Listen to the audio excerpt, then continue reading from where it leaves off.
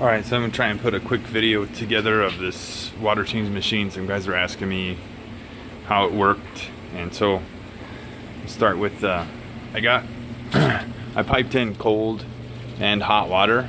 During the winter it gets cold here, so I use hot water maybe 3 or 4 months out of the year, but most of the time the water that comes out of my cold is about 80 degrees. So you can see I just tied into my washer and dryer outlet, and then I ran it up across the attic and over to here. So anyways, I got hot and cold coming in, and then the cold I run through a dual carbon block, a sediment and dual carbon block, and I put a pressure regulator on there because the pressure was so high it was actually blowing these canisters off. It was busting at the threads and blowing them off. So anyways, I got a pressure regulator that keeps it under 70. So this essentially is my tap water that goes in, which is going in right now, sediment and dual carbon. So it comes through, and then I have a splitter, and one goes to my tap water. Right now it's filling up with tap water because my TDS here fluctuates quite a bit and the pH is high. So TDS is up around 300 or 400, which is ridiculous, and the pH is like 8.4, which is ridiculous too. So what I'm doing is I split it here, and it runs through my RO machine, and I got the bulk reef systems, 150 gallon per day. I upgraded. I had a Coral Life one before, just wasn't cutting it. So anyways, I run the RO water, and for me I fill it up about halfway, and then I add the I add prime just to be double safe, and I check it with a TDS meter, and I add enough of the tap water to get my TDS in the tank at 150. So if we measure it right now, it's at 104, and I got probably, whatever. So it doesn't matter, but I fill it about halfway with RO water and about halfway with the filtered tap water, and I get my TDS right at 150. So every time I'm putting water in the tank, it's right at 150, and it's dechlorinated through that, and I use prime because there's chloramines and chlorine in my water here, and if I even do a water change or wash out my sponges with it, it ends up just hammering, just knocks out my beneficial bacteria. So anyways, I have a 275 gallon tub that I got for free, but you can get them all the time on eBay. I see them for sale for like $100 a piece, and it had glycerin in it, which is just a vegetable product, not, some are full of oil-based materials and stuff, so probably the cleaner the better. And then I have two Jabo 12,000 liter pumps, so it's about 3,000 gallons an hour. This one drains, and there's one just like it inside the tank that fills. And most of my system is it's all built out of PEX, which you can get at Home Depot, and it's fairly cheap. And then these are all PEX fittings, so it's all 3/4. The line coming in is half, the water line, and then 3/4 to each tank. This is the living room tank, the bedroom tank, and then the 240 in the garage. And I have a hose hookup that I run any other tanks, my 180, 55, 40, and any other ones I want to put on. I could hard line as many as I want, but I'm moving, so I just kind of running it the way it is now. So anyways, it's pretty simple. It looks complicated, but it's not. I mean, if you look here, right out of the 240, I just piped into my fill lines, and I just got to make sure I get it down low or it's going to be sucking water, because I run about 75% water changes every time, either 250% a week or 175. So anyways, it drains and fills from the same line. So I suck water out of here, it runs around to the drain pump, which I just have it on a switch right here. If I turn on the drain pump, this Jabo comes alive, and this one starts sucking. You can hear it, right? So right now it's sucking. Let's see if I can do this on the fly. Well, and see, the good thing about having and then I have another one on the fill side, right? The good thing is I can prime it with the fill pump, because right now these pumps have to be fully primed to run.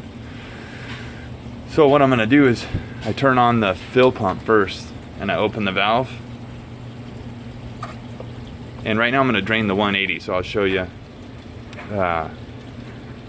And what I'll do is the fill pump is gonna blow the line out, so you can see it's blowing the bubbles out of the line. So then the line's fully primed. And then I open the valve for the drain pump, and it primes the drain pump also. Then I just kick on the drain pump, and these take a second to get up to speed. And again, so it comes from the drain pump, and I have a hose that runs out the side of my garage into my yard, and I'll show you how fast it drains. It drains pretty dang fast. So once I'm primed, I turn off my fill pump and I close the valve. Now the drain is open and the hose is open. So right now it's going to be sucking out of this 180, which you can see I just started, and it's already come down, you know, an inch, a half an inch. And it goes pretty quick. If I could make, the next modification would be I'd bump up the line size, because the pump's restricted by the size of the line. So a 3/4 inch hose is pretty good size, but I would go 1 inch, or even, you know, 1 1/4, maybe 1 1/2. But I don't know what point I would exceed the capacity of these pumps, but right now I think they're being hindered by the size of the line. And this is my first run at doing this, and it works, and it works pretty damn good, but there are some rooms for improvement. There's no question about that. Sometimes, like right now, you can hear some water got in the line, and the drain pump's not real happy about it. So I just kick on the fill pump and then open it up, and you can hear it primes the drain pump again.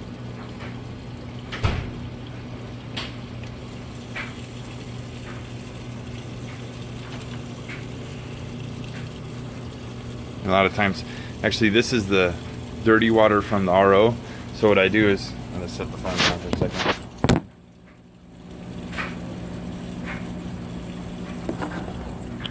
The RO drain and the other drain, for all the tanks are sharing the same drain, and I don't like it to backfeed into my RO system, so I shut it off.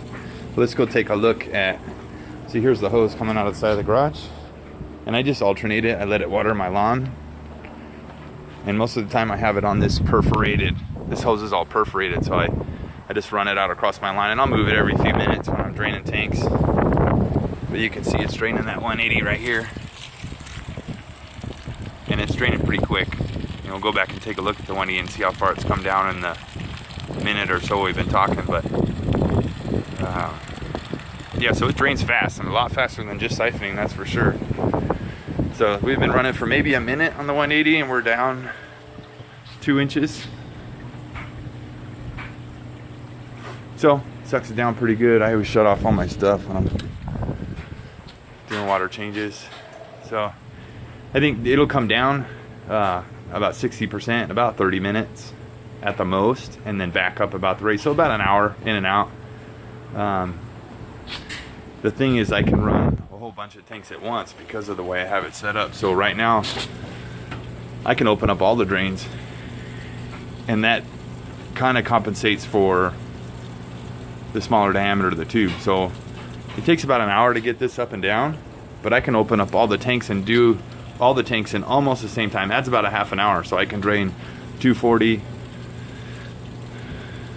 the 135, the 125, and the 180 all at the same time.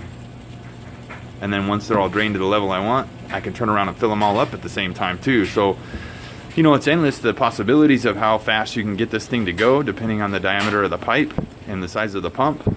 And you could put as many tanks as you want on there, or there's a lot of variables you could, you know, you could do it any way you want. And like I said, this is my first time setting one of these up. It's really not that complicated. This PEX stuff is really easy to, you can buy the tools like 40 bucks. And the valves, these pieces are kind of expensive. I want to say they're, like $7 a piece, and I got quite a few of them. I did have a buddy of mine that's a plumber help me with it, or I would have been lost, but now that he's helped me, I got the hang of it, and I can add stuff on. And so anyways, I don't know if that's going to help you guys or not, but that's how I got it set up. You know, and this stuff's really easy to run. I run it through the attic of my house, and it runs, this one runs to my living room, this one runs to my bedroom on the other side of the house. What else? I got a temperature gauge inside of here, so I can monitor the temperature of the water, and I always try and keep it around 78 to 82, somewhere in there. I try not to add hot water unless I really need to, just because I don't like it going through the water heater. Geez, what else? I think that's it, man. You know, I hope that helps anybody who's interested. Like I said, some guys asked me specifically, and so I told them I'd put up this video and do as much detail as I could. But really, there's not much to it, man. You got to have a container. You got to have a couple pumps. You know, one sucking, one filling, and then all the pieces and parts that go in between. And